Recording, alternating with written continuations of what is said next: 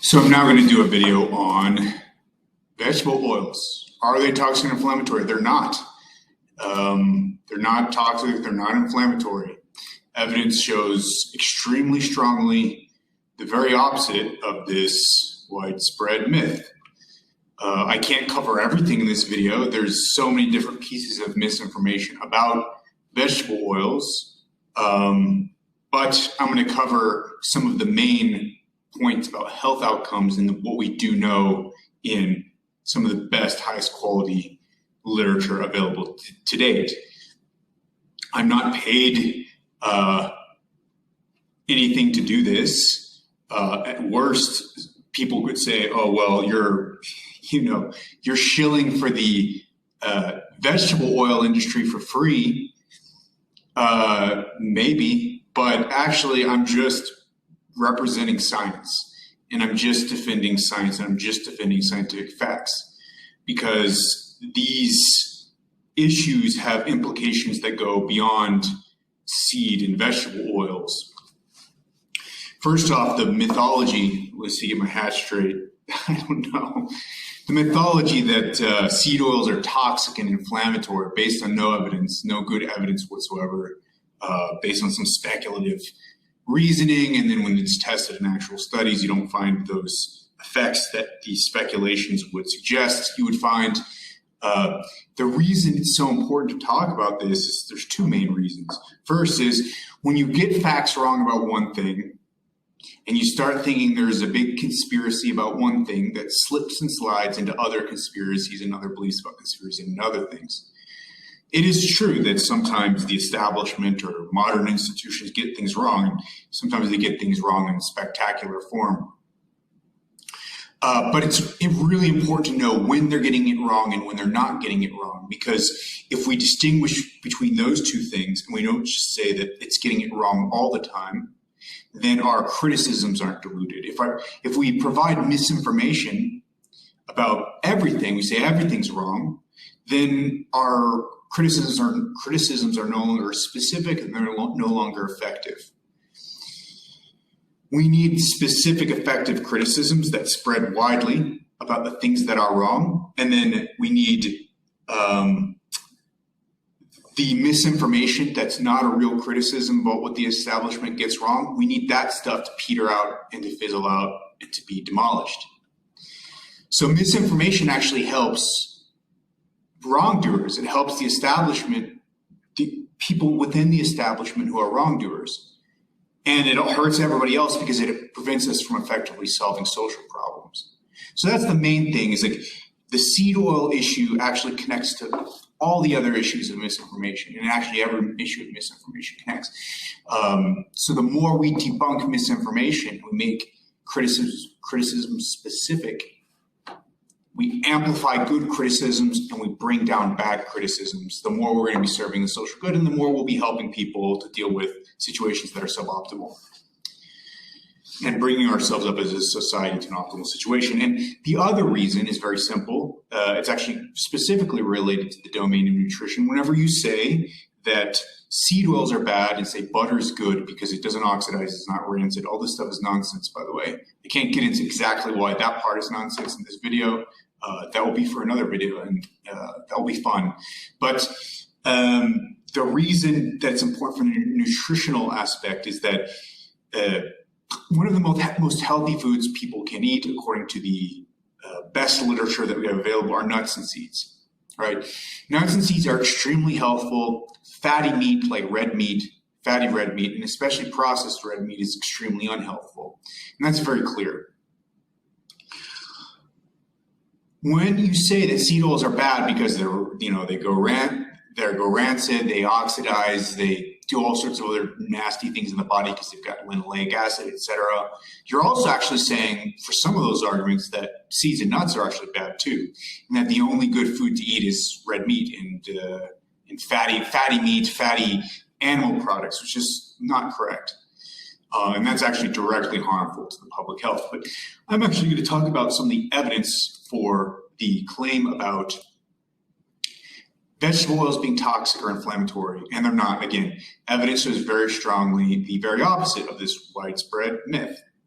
Okay, yet despite the constant drumbeat of science showing the healthfulness of so-called industrial seed oils, etc., an equally persistent drumbeat from the like of Mark Hyman, Paul Saladino, Kate Shanahan, Nina Teicholz, and countless others really within the alternative health community. These people malign them despite the science. So what's the truth? Well, one paper published in the European Journal of Clinical Nutrition actually showed that olive oil, soy oil, cod liver oil, all three of these all decreased some markers of inflammation. Yes, that's right. Soy oil from the soybean has a lot of linoleic acid, has a lot of PUFAs, as they're called, polyunsaturated fatty acids, these bad things in vegetable oils. It also decreased some markers of inflammation in this randomized controlled trial. And a recent article reviewing all currently available evidence concluded that human trials consistently show that omega-6 fatty acids, a constituent of seed oil, is blamed for their supposed ill effects. They don't cause inflammation. Now, it's true in this particular review, and it's true in the world. It's actually the case, according to the best evidence that we have, that if you're looking for an anti-inflammatory effect from high-dose omega-3 fatty acids, like you take a lot of omega-3 fatty acids, essentially that's what's in fish oil. If you're looking for anti-inflammatory effects from that particular source of fatty acids, of fat, omega-3 fatty acids from fish oil, if you consume omega-6 fatty acids, the omega-6 fatty acids can interfere with the anti-inflammatory effect of the omega-3 fatty acids. That isn't to say that omega-6 fatty acids cause inflammation, but they can reduce an anti-inflammatory effect. They can interfere and compete with omega-3 fatty acids in producing an anti-inflammatory effect. That's true, and that's also something this paper suggests that the current evidence shows. And I think there's a good reason to believe that that is the case. So let's be very clear about this. Seed oils do not cause inflammation. Overwhelming evidence shows that they don't. In fact, if you look at epidemiological studies, you see an inverse relationship with inflammation, but we're not even looking at those epidemiological studies in this case because epidemiological studies are a weak source of evidence. Not that they're a bad and useless one, but in this case, they're not necessary because we have randomized controlled trials showing that omega-6 fatty acids in seed oils, they do not cause, this is the bad part of seed oils, the linoleic acid, etc. They do not cause inflammation. They don't increase inflammation. In fact, some studies show that they reduce inflammation just like other oils do. Again, with the caveat about the fish oils, the omega-3 fatty acids. Okay, cool. So, yeah, and then but also if you look at if you look at high quality observational evidence, you actually see a dose response relationship between the degree of unsaturation, that is to say, how liquid, one way to look at it is how liquid the oils are at room temperature. So the warmer the temperature at which they can remain liquid, or is it the cooler the temperature? I think it's the cooler the temperature at which it's the cooler the temperature that they remain liquid, the more unsaturated they are in general. Now, chain length is another issue. So if you have longer chain fatty acids, then also that contributes to being more solid earlier. But in general, the more unsaturated, or not in general, but all else equal, the more unsaturated the fatty acids, the more liquid they will be at colder temperatures. So the more, and these tend to be plant oils, not animal fats. These plant oils like soybean oil, canola oil, olive oil even, cottonseed oil, corn oil, etc. These oils, the more unsaturated they are, the more liquid they are essentially at colder temperatures. If you consume them, the more of these that you consume, the lower the risk of coronary heart disease in the Nurses' Health study, okay? And then when you look at monounsaturated fatty acid intake, so that's what you find more in, say, olive oil, you have a slightly decreased chance of cardiovascular disease, coronary heart disease. That is to say, you still have a reduced chance of coronary heart disease, but it's not as reduced as the polyunsaturated fatty acids. And when you take in saturated fat, you have an increased chance, and then trans fat, you have a much, much increased chance of cardiovascular disease. And this is shown in the observational literature, and it's shown very, very, very clearly, okay? So where do these myths about these vegetable oils come from? Well, they come from a few places. One is the naturalistic fallacy. Vegetable oils are unnatural, therefore they can't be healthy, right?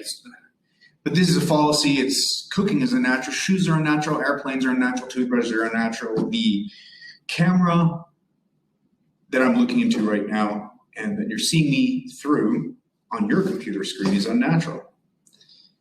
But we still use these things, and sometimes they can be healthy and helpful. Sometimes they cannot be, right? So for example, if you're dreaming with a computer screen, sometimes it can throw off your circadian rhythm because it hits your eyes and gives it a false Zeitgeber effect. It causes catecholamine release and suppresses melatonin production. The blue light in particular, the blue wavelengths in particular. And so that can be a negative thing. But on the other hand, it can also be a positive thing because if you, say, get off schedule or you live in a very cloudy area or an area where there's not much sun, some parts of the northern, the latitudes, the highest latitudes of the northern hemisphere, like in Scandinavia or Alaska, parts of the earth that are like this, you don't get enough light, and having additional blue light through screens, not necessarily screens, but maybe even just devices, can be very helpful to resetting and helping your circadian rhythm. So there's negatives to it, there's a positive to it as well, right? Same with cooking. Same with shoes. Shoes cause bunions and stuff like that. I think, I'm not a podiatrist, but shoes, can definitely cause sores on your feet, and they aren't always comfortable, et cetera, et cetera. There's all sorts and they can cause your arches to collapse, et cetera. But they're also useful in other ways because they can prevent you from stepping on nails and stepping on hard things, et cetera. So again, vegetable oils are the same way. They have their uses. One use is lowering. If you replace, say, butter with a vegetable oil, you replace all your butter for cooking with vegetables for cooking, you're going to have lower LDL cholesterol. And that's a really good use of these oils because that will result in good health outcomes. On the other hand, if you add too much of them in overabundance, you can get fat. All right? So there's a positive side of them, there's a negative side of them. Right? A positive side of technology, a negative side of technology. The naturalistic fallacy doesn't work. Not everything that's unnatural is necessarily bad. Sometimes it can be useful and helpful and good and help you live longer, right? We live longer than ever before because of modern technology. It may not necessarily be because of modern medicine, as some of the myths about progress have claimed, although modern medicine is a part of it. It's probably more because of sanitation and the availability of sufficient food, which helps immunity and helps people to fight off diseases so they don't die of infectious diseases often. And then you layer vaccines on top of that and get even more protection. And then you have downsides to all of those things as well, right? The reason that we have far less infectious disease coming in the water is because of sterilization of the water, right? The water's treated, it's prevented from containing pathogens. But the other side of that is that because the water is treated doesn't contain pathogens anymore, it doesn't contain poliovirus. Now, the thing is if you get exposed to poliovirus when you're very young, you have no symptoms. Like if you're a baby, you're exposed to poliovirus. And if poliovirus is everywhere in the water and everybody's getting exposed to it when they're little babies, nobody's getting polio. And that used to be how polio worked. Nobody ever got polio up until the modern era. That's because it was ubiquitous in nasty, unsanitary water. And then once we sanitized water, it stopped being ubiquitous and people started getting it at older ages. And that's when people started having problems, getting crippled and dying from it.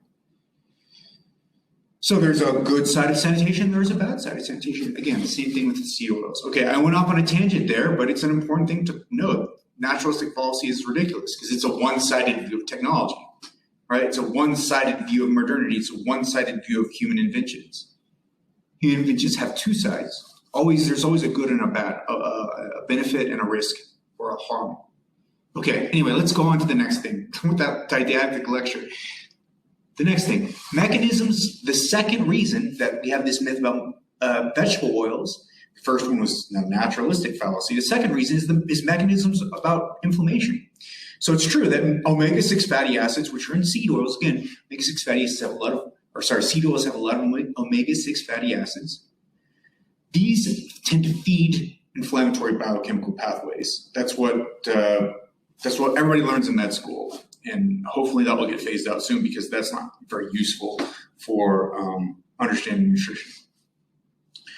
Or it needs to come with a caveat because people need to not be taught in med school. Like, this is a really simple story because it's not actually what translates into clinical practice, but they feed these inflammatory biochemical pathways, whereas omega-3 fatty acids feed anti-inflammatory pathways.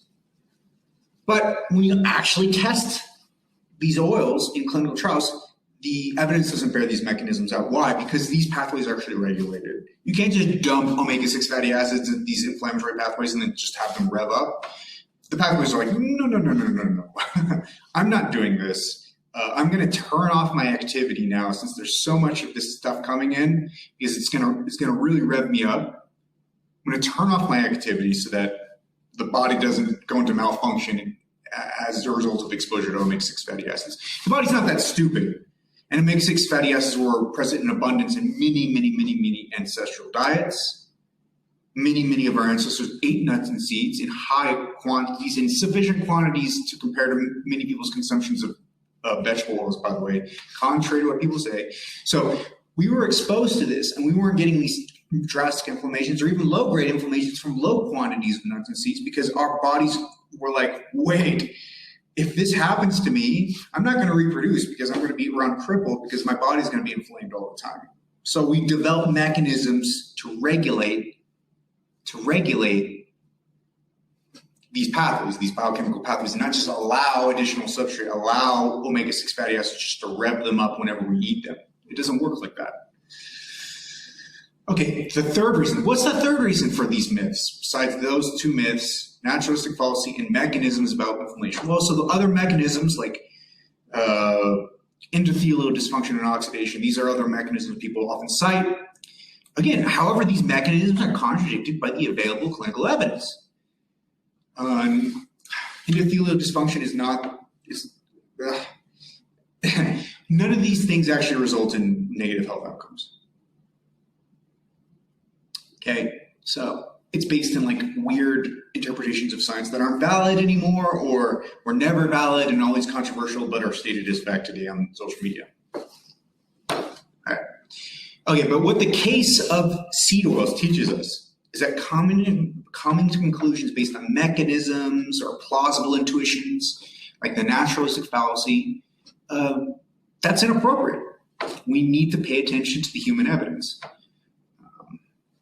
I think it's very clear. We need to pay attention to what actually happens in humans. What happens in humans, not what happens in laboratory animals whenever they, overconsume these because mice aren't well adapted to eating many different types of vegetable oils, and so they'll massively overconsume them. But what happens in human studies? Whenever you feed these oils to humans, you find actually humans tend to lose weight compared to matching with like butter or palm oil, which is actually a very interesting thing. Now, vegetable oils may increase the calorie density of foods, though. So it may make it easier to overconsume calories whenever they're not swapped for something else, but they're like added to the diet.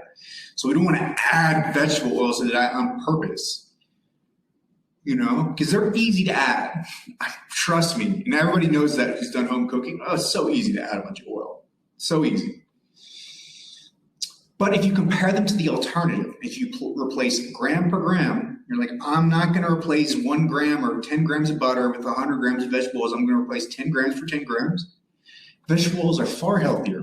And we know that from a really important set of studies. And here's a really interesting one that shows that when you replace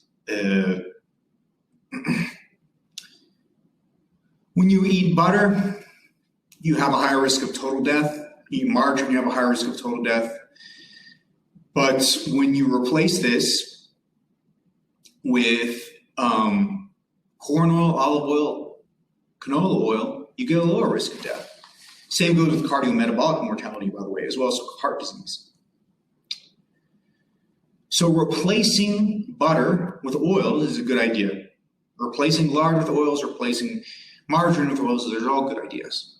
Okay? So my recommendation is to use oils to the degree that you can keep overall calorie intake low, but definitely use them in place of traditional cooking fats like butter, lard, ghee, etc.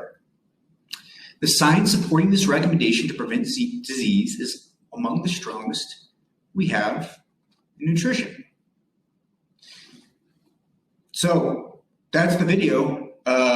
I think I mentioned at the beginning, if I didn't, I have a new editor, somebody who's volunteering to help. They're bored, so they want to go see what they can do to these videos. I think what they're planning on doing is adding some images of some of the studies that I'm talking about, and other screenshots. And hopefully you guys like that. I think that would be fantastic if that works out. Hope you liked the video. If you didn't, let me know why. If you did, let me know why. Give me a comment. The more comments that you make, the better the video will do. Like and subscribe, of course. And then you can find me on, Instagram, TikTok, Twitter, and of course, YouTube, where you can watch these videos and read other things that I write. Also, of course, my website, thedietwars.com.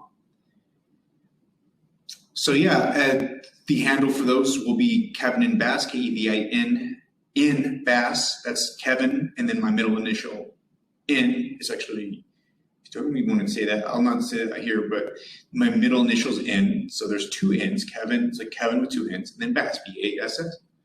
And those are that's my handle for all of these different platforms. So you can find me there. If you can, it would be awesome as well. In addition to subscribing or following me on these platforms, it would be awesome, super awesome, if you supported me. I'm not paid by Cargill to do this. I'm not paid by Unilever to do this. They don't give me any money at all. Nobody gives me money for this. Nobody. The only people who give me money are people who donate. So people on my Patreon, I think that could also be accessed to Kevin and Bass, the same thing. Patreon could be accessed that way. They support this, and people who are donating on my website, thedietwars.com/support-me. You can go to that link and support me. So any help is extremely welcome and much appreciated. Thanks for watching the video, and I hope you enjoyed it. I hope it was useful for you. And let me know what you think about it. Peace.